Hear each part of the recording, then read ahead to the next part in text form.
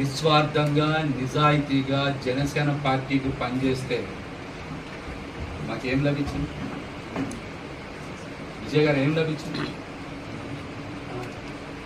కోదిరి మహేష్ చేతితో వేరే జెండాను పట్టుకుంటే చేయి నరికి మంది మొన్న మీరు కామెంట్ చేస్తారు.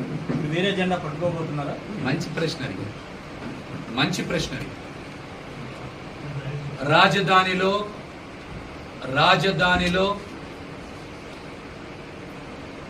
ఇందాకే చెప్పా, మీరు ఆ మాట మళ్ళీ చెప్పారు. జనసేనని రాజధానిలో నేను బతికిచ్చా. పవన్ కళ్యాణ్ గారు నన్ను చంపేశారు. రాబోయే రోజుల్లో నాది రాజకీయ పునర్జన్మే. నా ఇష్టం వచ్చిన జెండా పట్టు. మొన్న అలా చెప్పలేదు కదండి.